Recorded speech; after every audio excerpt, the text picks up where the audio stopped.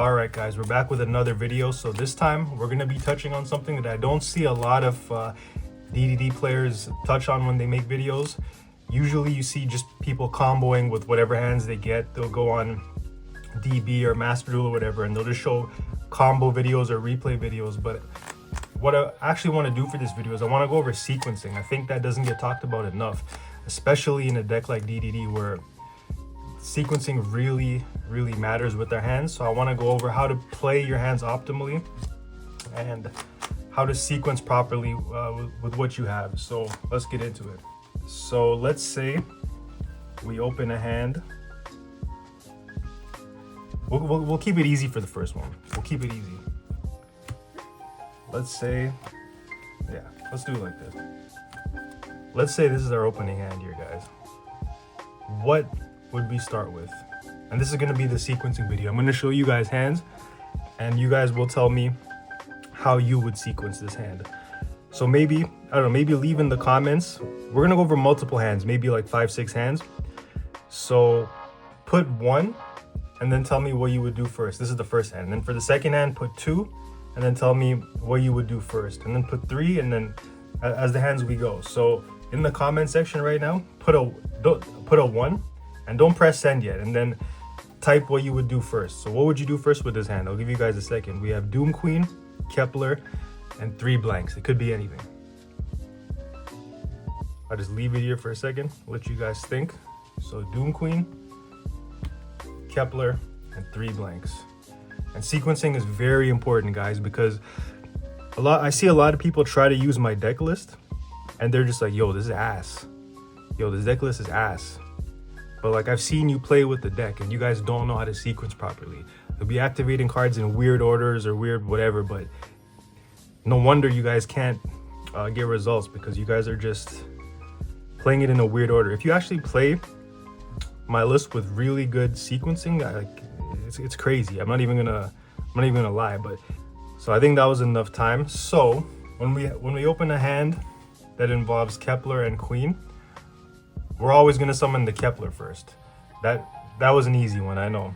So why are we gonna summon the Kepler first? Well, because essentially this is Ash bait, right? We get the free body on board from the normal summon, which is what we need, without burning our Queen from the extra deck. And this is our Ash bait. Not only that, is that even if we get drolled when we search the contract off this, we still have combo. So we always want to start with the Kepler and try to bait the Ash. Even if they Ash it, we go this, place the contract, pop, summon the Copernicus, and then we combo from there. So in a hand with these two, you always want to go Kepler before Queen. But that was an easy one. I know most of you guys probably knew that already, and if you didn't, well, now you do. So we're gonna go on to the next hand here. You know what? Let me give you guys a hard one here. We're gonna get right into it.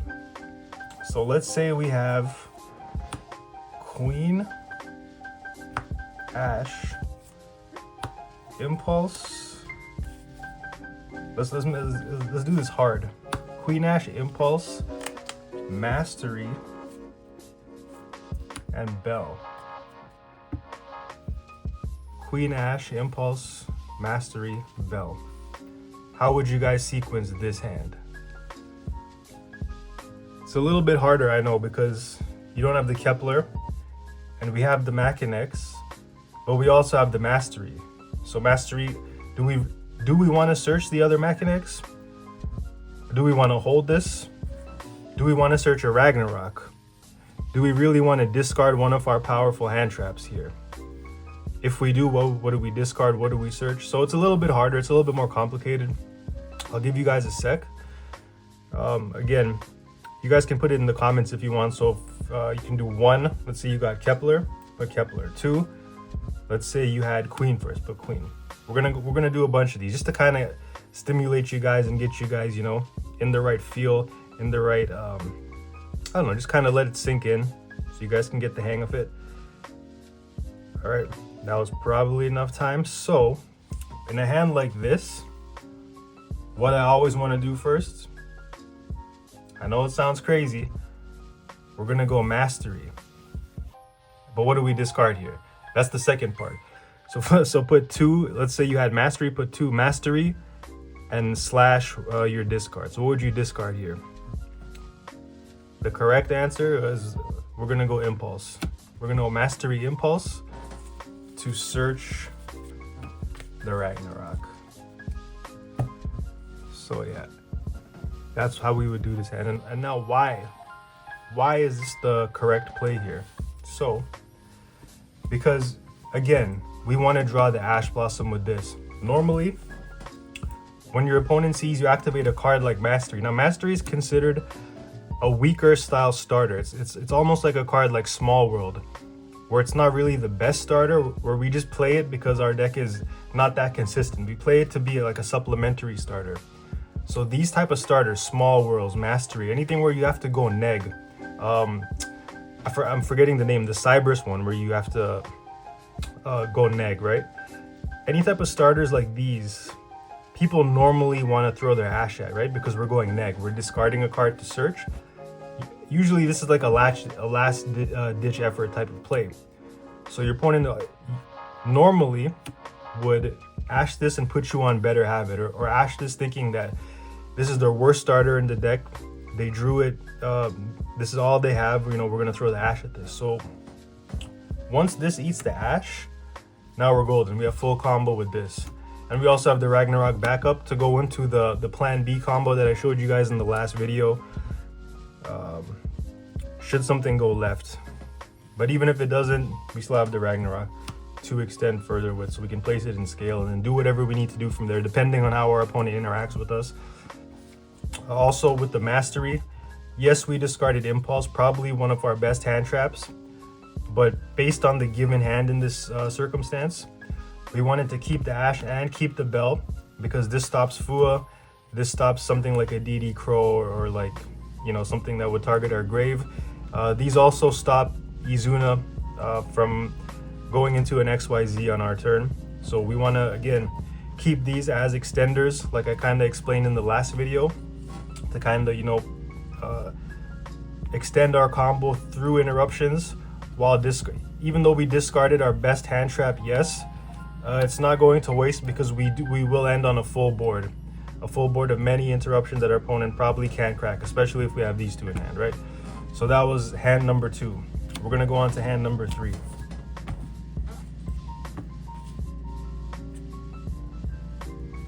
Let me see here, guys. Hand number 3. Let's make this a little bit more interesting.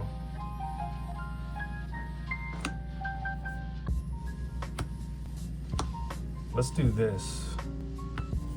Let's go Mastery, Kepler, Throne, and 2 blanks. How would we sequence this hand right here? Mastery, Kepler, Throne, and 2 blanks. Give you guys a second.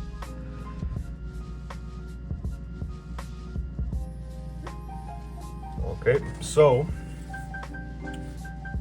the answer for this, we want to go Mastery first. So again, a little cheat code is usually in preference of order, how we're going to sequence our hands. Usually, in a lot of cases, Mastery does come up first. And the reason being is because if we summon the Kepler with this hand, search our contract, and we get drolled, our turn is over. So just to be able to not completely turn skip to droll, we want to activate Mastery first. Even though droll's at 2, and most people are siding it now versus maining it, just to be able to not have like an auto lose button, we're going to respect it, and we're going to go Mastery first here. Mastery will search us the Queen. We obviously discard one of the blanks, whatever it is. But if one of these blanks is an Ash or a Bell, anything that we can use as a defensive card, here I'll put it like this. If it's an Ash, a Bell, or a Droll, then we would obviously use the Mastery to probably discard the Nightmare Throne in this hand, right? And we would use these as extenders, like I keep saying in the other video, or we would just use these as hand traps on our opponent's turn. But again, cards like this stops Fua, stops Grave Hate, these stop K9 stuff. They're overall extenders, guys, for us. It helps us play more. So again, Mastery would discard, in this specific hand, the Nightmare Throne. Or if these are blanks that are not defensive hand traps, we would discard one of the blanks. Search this. A lot of you guys got to put some more respect on Nightmare Throne's name. Trust, it's a good card. Okay, let's go on to the next hand. For this hand, let's see. Let me think of something. Let's go Copernicus, Soldier, Queen, and 2 blanks. How would you guys sequence not only this hand, but this combo? Because usually we're gonna summon the Copernicus from deck with the contract. Well, Kepler or Copernicus, right? But that's in hand. We also have the Lance Soldier in hand. So now it's gonna be a bit more difficult to combo, because once we summon the Copernicus, we can't dump this because it's in hand. So we're gonna have to dump the Necro Slime. But then how do we get that, the level 4 body, you know, to go into Solomon and Tell? So it's a bit more complicated. So how would you guys sequence this? Well, obviously, we're gonna start with the Copernicus. Why? To be the Ash Bait. We always want to put our Ash Bait first, provided we still have a full combo line after it. So we're gonna summon the Copernicus. Attempt to dump. Let's say we dump. We're gonna send the Necro Slime. And the Necro Slime. Next is obviously Machinex, because it's the only card we can play. We can't do a second normal summon. From here, we would do some standard lines. We'd go this, place this pop the Machinex, summon the Kepler. Kepler get the contract. Contract would get Griffin. So now this is our hand. This is our graveyard. We would link these off.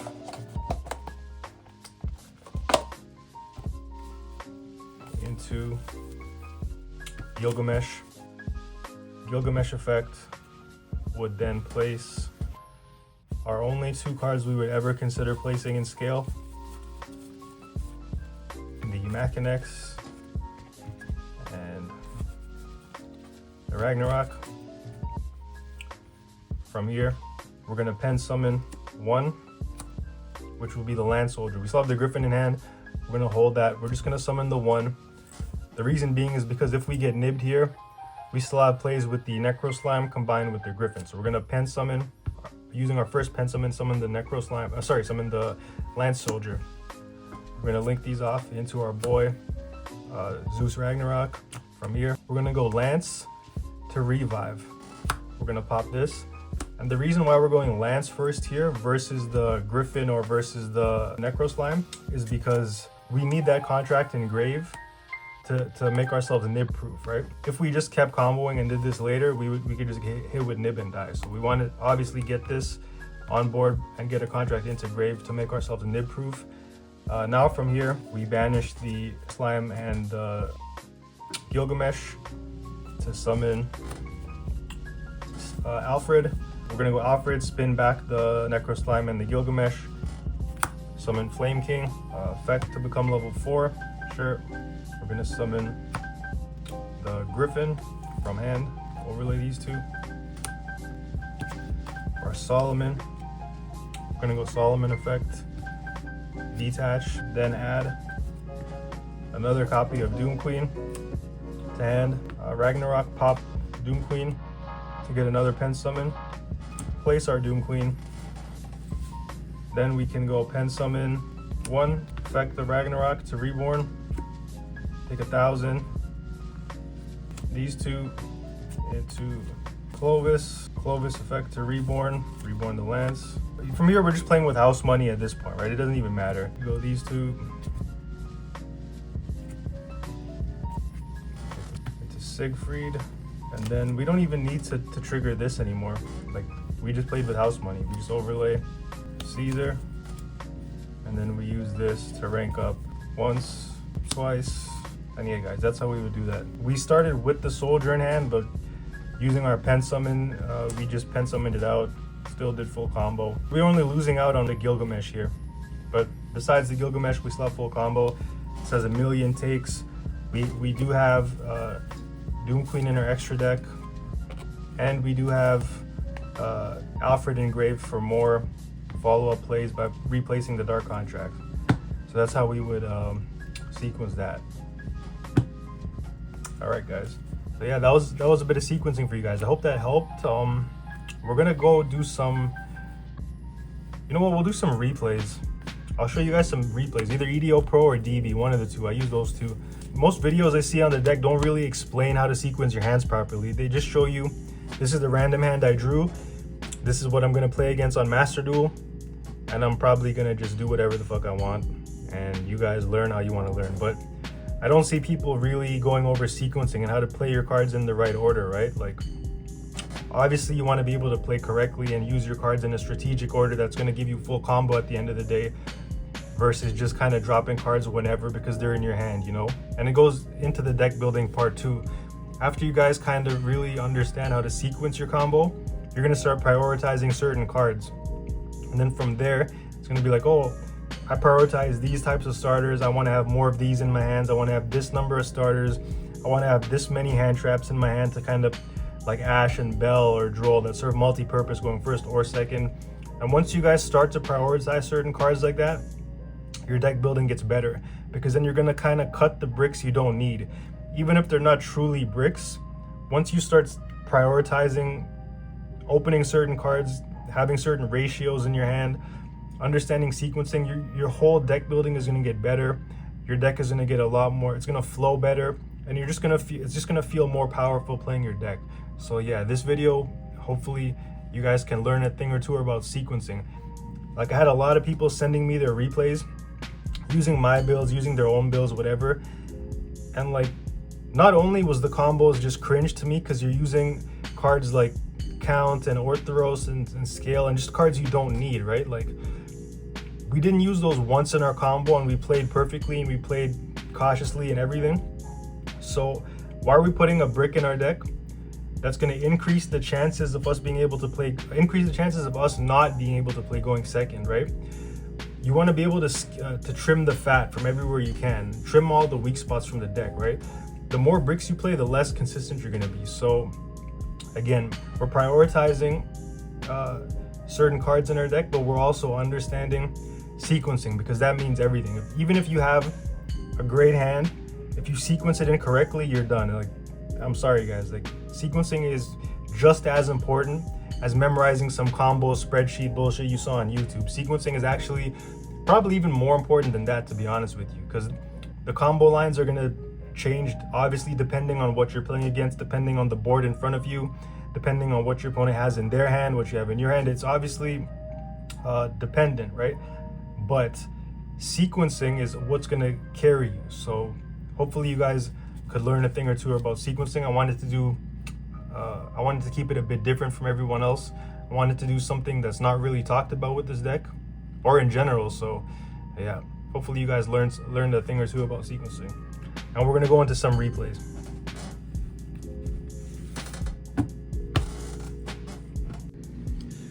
All right guys, so before we get into these replays, I just wanna read a couple YouTube comments here. So this person here says, could you do a tutorial on how to play without your normal summon? I'd really like to side Denko Sekka, but I don't know how to play with it. All right, that's not too hard. I would recommend you watch the video I did with Team Samurai. I'll put the link down below. The thumbnail looks like this. It's me with the purple background or whatever. But yeah, the combo I did in that video does not use my normal summon. So go and watch that. And then the next comment here, we have our boy Soe345 saying, so heavy metal foes Electromite into DD Arc into Dragoon is bad because it's a 1.5 card combo.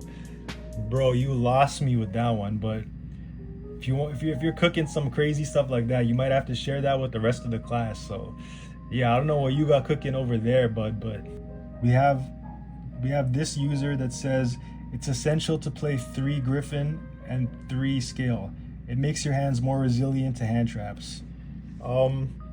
As you're about to see in these replays, no, it doesn't.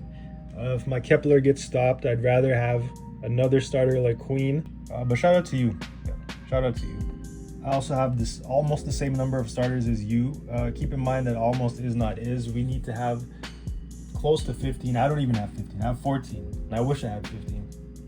But I can tell you value having the extender going first, which is fine. But normally, in my opinion, I believe that we don't really have a hard time going first. We have a harder time going second. So that's the reason why I do play a surplus amount of hand traps.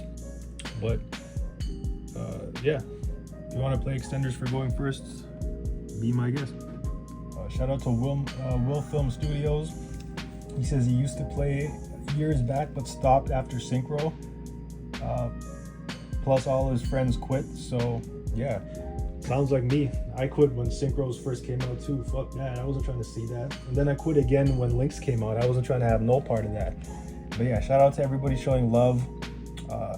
Shout out to everyone showing love for this video. One more thing before we get into the replays. After I'm done with this series of DDD videos for this masterclass, I'm gonna be covering a new deck that I recently started playing too. So if you guys can guess what deck that is, I'll give someone a prize. I don't think you guys can guess, but it's gonna be pretty fire. And I'm pretty excited to start playing this deck. It's just crazy. I've had so much fun playing it, and it's just gonna get better. So try to guess what it is. I don't think you guys can guess, but yeah, let's go on to the combos. Okay guys, so now we're gonna get into some of the replays here.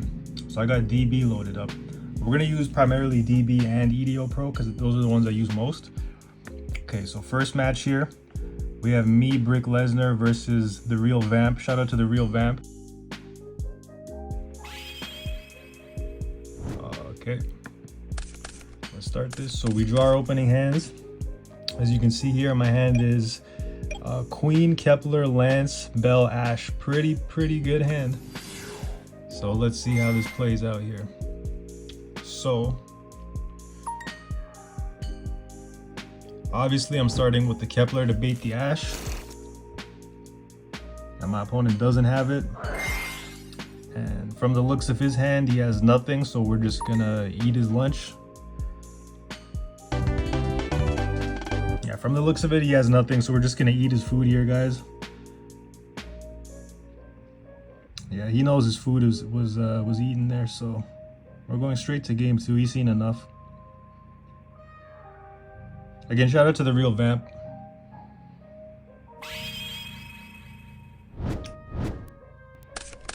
Okay, so we drew our hands, my opening hand. Again, guys, look at this opening hand. Look at this power. Game 2, we're going second.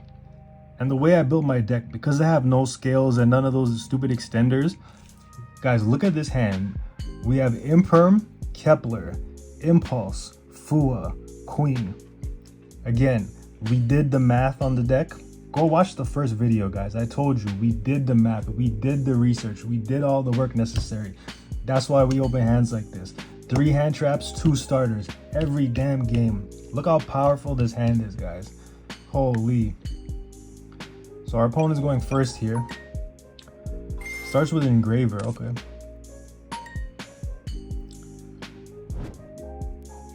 And he does have the Solemn Warning, which is kind of scary.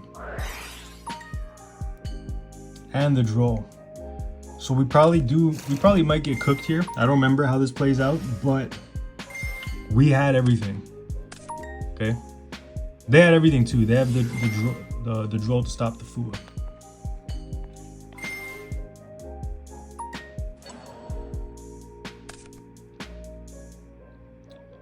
So again, we Imperm, we draw, guys, and we top deck the Regeki.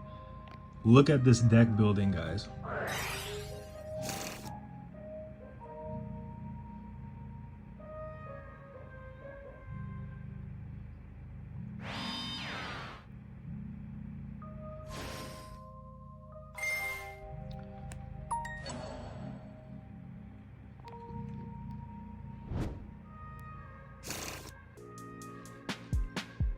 Draw. So see what we did here, guys? We held the Impulse to use it as a breaker, because then when he tries to quick sync or to tag out with the synchro, then we just drop the Impulse. And it's just a bomb paired with Regeki. Guys, come on. This is like some masterclass deck building put into action here. I'm showing you guys the fruits of my work, guys. the math that I did, all the research, guys. Come on. So we activate the Regeki, clear the guy's board. He goes field spell.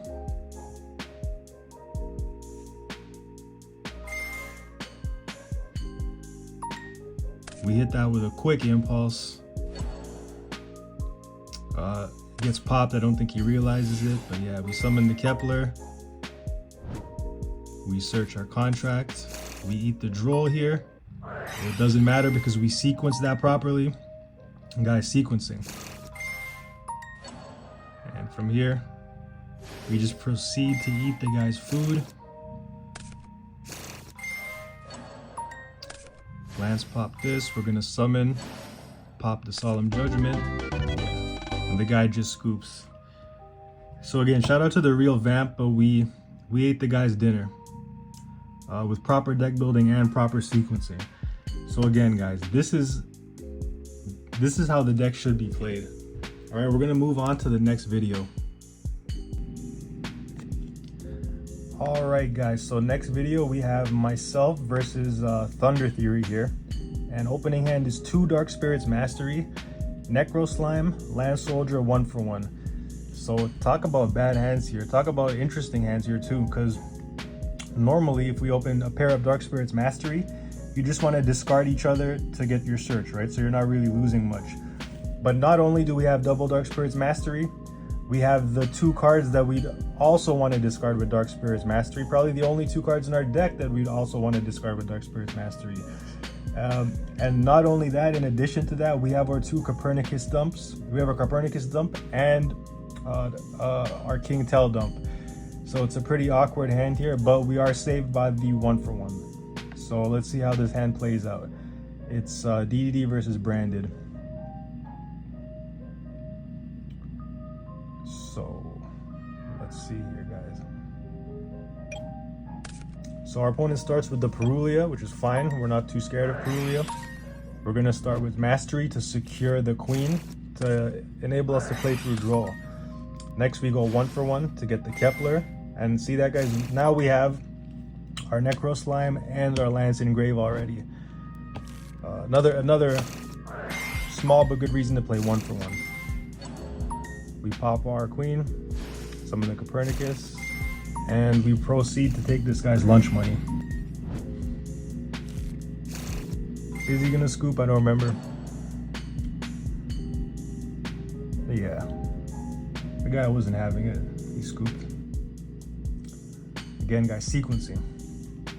Proper sequencing.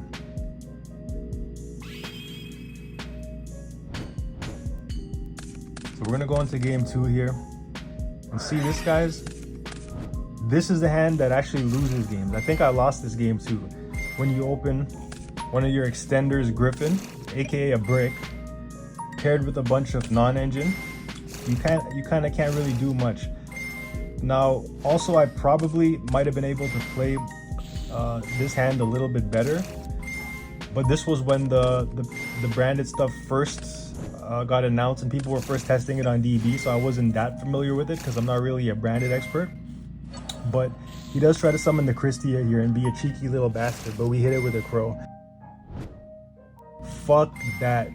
We're not trying to see Christia. Yeah. So he does his thing. Sets the Fallen and Virtuous. We try to evenly. This guy does his whatever shenanigans. And we're just not playing the game here, guys. But fuck Christia. At least we stopped that shit. Points for that. We open Bell, Eternal Darkness, Droll, 1-for-1, and Queen. Okay, I like that. We start with 1-for-1 here. Would I normally want to start with 1-for-1? Yes, because we already have the Queen in hand. So even if we get a Droll on the Kepler, then we still have combo. Not only that, but 1-for-1 is an Ash bait, plus Kepler is the second Ash bait, plus whatever Kepler searches possibly is the third Ash bait. So yes, 1-for-1 was the correct play in this instance. We summon the Kepler. Kepler effect, search the contract.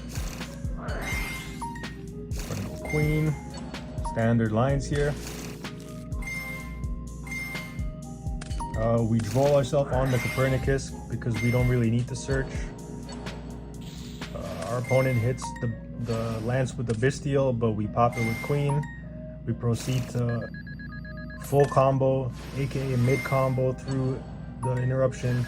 We're gonna set up Machinex, Zeus, and Gilgamesh. We do have the Eternal Darkness here.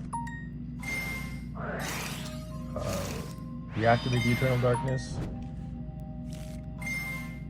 Our opponent does his thing. On our turn, we open a bomb because that's how we built our deck. You want to be able to top deck into starters, not top deck into Griffins and Scales, because that would have done nothing here.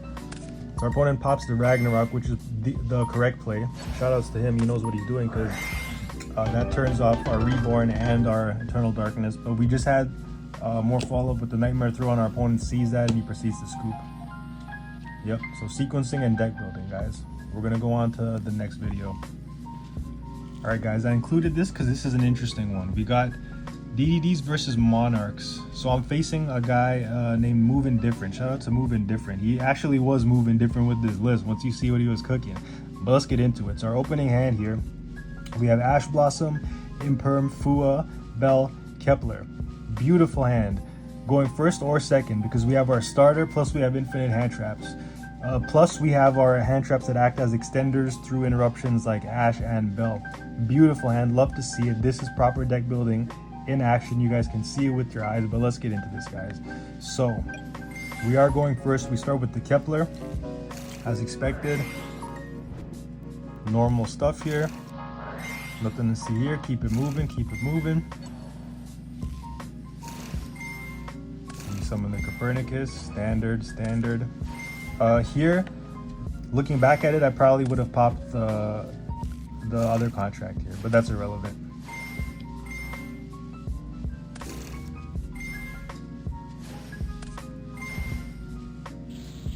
And standard lines. Oh, I think this was before we got Alfred too, by the way. That's fine. You guys can still see full combo without Alfred. We go full board. So this was last format when people were telling me, oh, you need to run scale, orthoros, blah, blah, blah, blah, blah, brick to get full board. No, you don't. I have full board, plus I have Queen in my extra deck. Don't talk to me.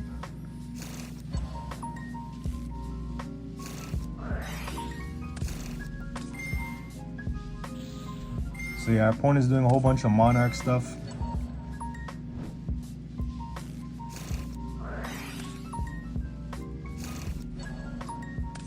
Again, this is another matchup I wasn't too familiar with, but we believe in our deck and we know our board is great.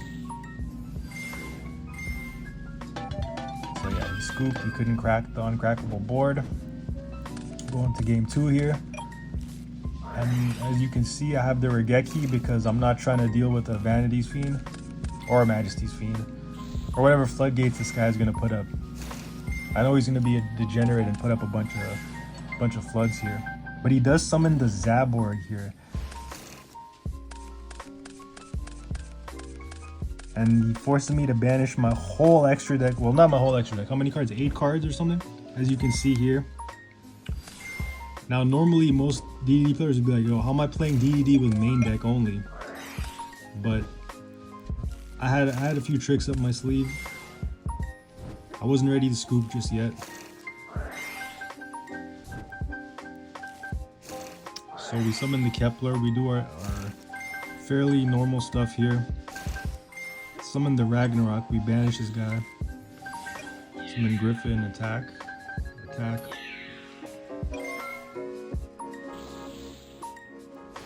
He summons his nukes our board. Here, guys, I kind of threw because I did have the Bell, but at the time I didn't know that you could Bell the Jirak guy. Yeah, that was kind of a throw, but we still pulled it out, guys. Just watch. So here we summon the Queen. We do the Bell there, which was probably the wrong card to use the Bell on, but fine. Whatever, it made for a better video anyway. That one misplay made for a better video. So we hit him with the droll here. Does more monarch shenanigans. Yeah. Hurry up.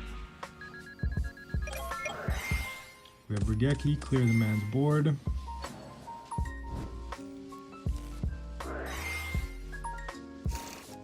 Contract. You may be wondering, how are you going to beat this guy without all your extra deck monsters? Well, you'll see in a second. Wipe my whole board, but luckily guys, we were left with our boss, with the big boss himself, quadruple D Dimension King Arc Crisis. The 4D stands for Dave, DDD Dave, aka DDD D Dimensional King Arc Crisis, guys. Get it right. The 4D stands for me. All right, we summon the boss, and as soon as he sees him, he just scoops, insta scoop right there. That's how it's done. On to the next video. Okay, so our last video here is against Malice. This is an EDO Pro replay. So I do play on both EDO Pro and on DB. So yeah, guys, if you want to test, we could test on one of those. But yeah, so against Malice here, you can see my opening hand is Call By, Salesman, Gate, Crossout, and Dark Spirits. And guys, don't play Salesman. This was probably like a day or two after the DDD support got announced, and I was just testing every possible way to play the deck. This was a 60 card list, but it was pretty fire, I'm not gonna lie. So let's go into this replay, and keep in mind this was before Alfred. So we get Peruliad. We're gonna go Salesman, call Ash. And again, guys, don't play Salesman. So we had the Salesman for the Ash, we had the cross up for a Fu or for the Impulse, like we see right here. We proceed to combo. Our Lance gets hit with a Bestial, but we're not scared. Summon our Queen. We go Gilgamesh. And summon, going to Zeus, Reborn. Again, guys, simple and safe lines, playing optimally, and then we just summon the Malice Killer, aka Machinex here. So we steal his Dormouse. He summons the White Rabbit, but we pop the trap because we're not trying to have that. He's gonna set his trap with this, but we just take the White Rabbit. GG. Negate the Bestial. See, guys, you want to know what your opponent deck does so you can build a simple board to kind of just cook them regardless. Because Machinex is the Malice Killer. Also, Zeus puts in work too against their Bestials or against their March Hare. So we play smart, play optimally, and we just cook them for dinner. So yeah, guys, that's probably a wrap for this video. We went over sequencing and I showed you guys a couple replays.